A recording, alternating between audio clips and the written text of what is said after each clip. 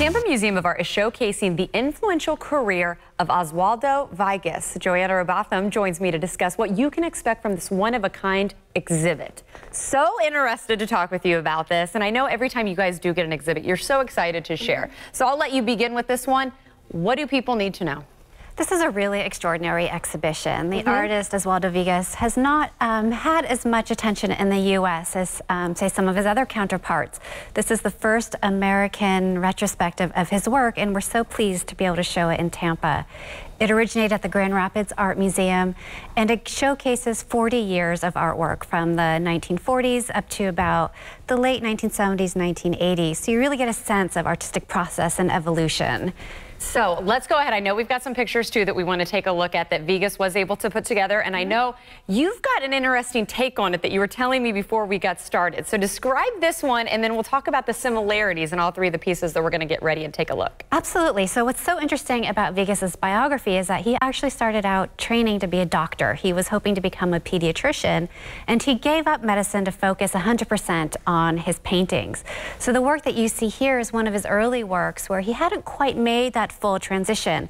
So when you look at it, it's very abstract. Yeah. It's very kind of a nod to surrealism and European modernism. Okay. But then as he moves on into the 1950s and really commits himself to being a painter, you can see where the body reappears in his work. So this is an image that seemingly looks abstract, but when you look at it, you can make out three different people, three different bodies. And I think that that just goes back to the influence of medicine and studying the body very much in his student days and how that played out in his paintings. And again, we've got one more example that you could say we can also see this represents. Now, this one I can really tell definitely is his thoughts on the human body. Absolutely. This is one of his paintings from his Bruja series, which translates into witch. And he made only about 12 of them, and we're lucky to have 2 of them in the exhibition.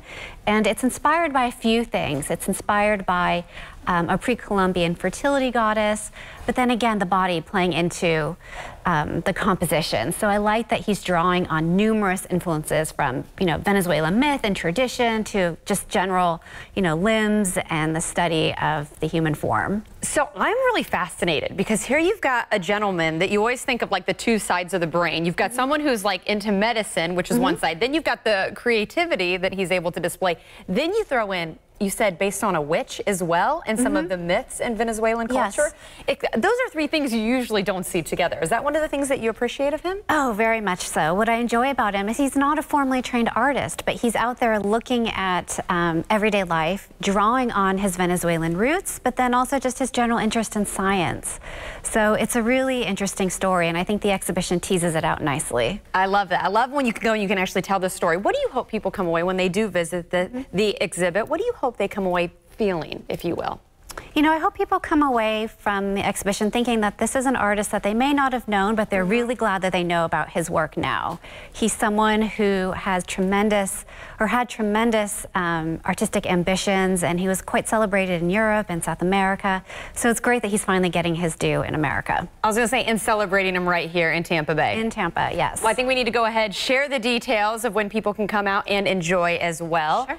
Of course, we're looking at the dates right now. It's actually going on right now, right? Yes, it's up right now, and it has a nice long run, so you can see it through May 27th. I like it, and I feel like it's a busy time right now in the community. What else do you guys have going on at the museum? Oh my goodness, we are always so busy. We are gearing up for our spring season, so we have 2 big painting shows. Actually, our entire spring will be focused in on painting. We are looking at a collection of abstract works from a private collector. We are looking at abstraction in our own permanent collection. And then we always just have our extraordinary roster of family programs, school programs.